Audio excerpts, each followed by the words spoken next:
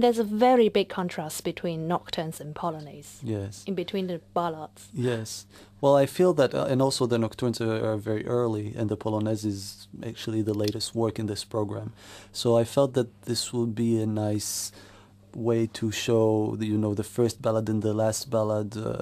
Also, they are only 7 years apart, but they show, let's say, the early, young Chopin with a lot of passion and a lot of aristocracy and lyricism, and the last ballad, which is much more mature, I feel, and serious. Introspective. Yes, yeah. Yes, exactly. I think so very much. And in between, I thought it would be nice to show even the younger Chopin, which those two nocturnes are ones of the most popular pieces he wrote. Very charming and delicate. Yes, yes. And the polonaise, of course, will show a different side of Chopin, the almost peasant side. Although the polonaise, as we know, is an aristocratic Polish dance, I think it shows a lot of where the Polish origins of Chopin come from, which is peasant and down Powerful. to earth. Yes. Down to earth. Yes, indeed. Yes. Well, as you said, music of Chopin's, you feel that it's very close to your heart, and you won several competitions that's related to Chopin's music. Say, for example, you won the first prize in the International Columbia Chopin competition. Yes. That's in 2007. Yes. Congratulations. Thank you. And also in Tel Aviv Chopin competition. Yes, as I said, Chopin throughout my life as a pianist, and not just as a pianist, I feel that speaks to me, and I speak through Chopin in the best way. Although, of course, I enjoy to play many other composers. But I think it also has to do with my history as a student. I was a student of Pnina Salzman, who is a great, great Israeli pianist, who was herself a student of Alfred Cortot, who is one of the greatest Chopin players in the 20th century. He took her to Paris when she was 8. And then she studied with Magda Taliaferro, and she was very close with Rubinstein, Ignaz Friedman, also Schnabel and Wanda Landowska. But you can see that those are the real greatest Chopin players of the 20th century that she was influenced by. Yes. And you played for a number of amazing artists too. I mean, Jean-Yves Thibaudet and Ivo Pogorelic. Yeah.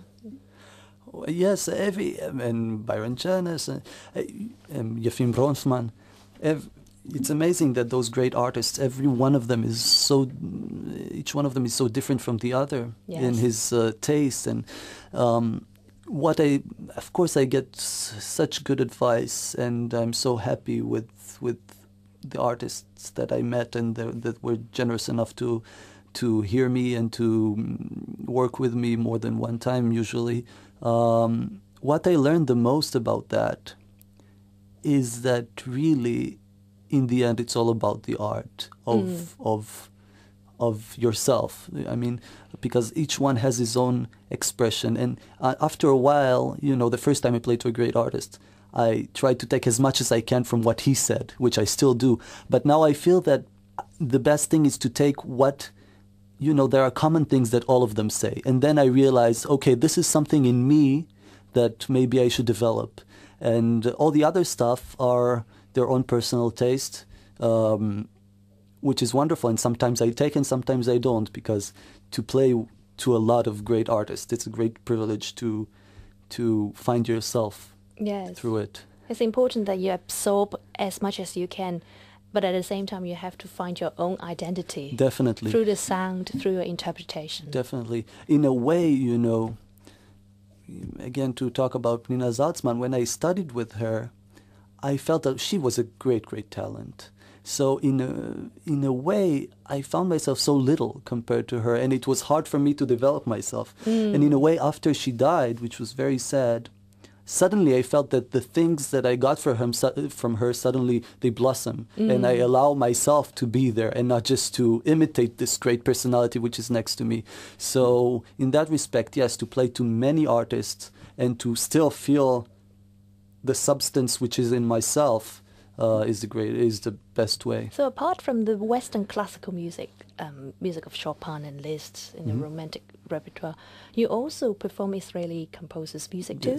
Yes, definitely. It's very important for me in every major concert that I'm doing to perform a contemporary piece, usually by an Israeli composer, because there are so many good ones who are also friends of mine, and it's a pleasure and an honor for me to be there and to be able to serve their art. So in the last Carnegie recital, I also played a piece by a friend of mine, an excellent Israeli composer, Mati Kovlar, and in another recital in New York, I played a world premiere of another Israeli composer, Amit Gilutz, and it's really, and of course I played a world premiere of the second piano concerto of Aaron Harlap with the Israel Philharmonic Orchestra in last December, which was a great privilege.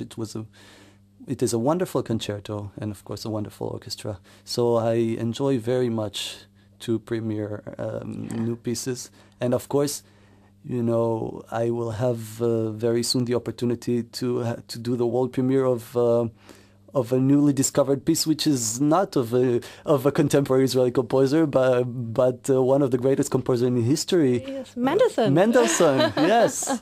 And what is that? Tell me about it.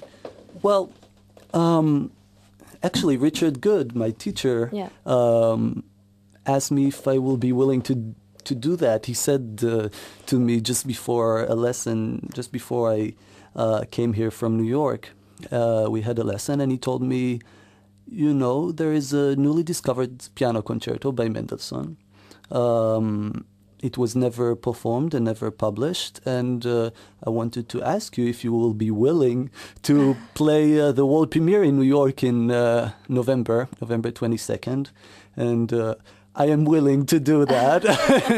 This is amazing. It's a tremendous honor for me.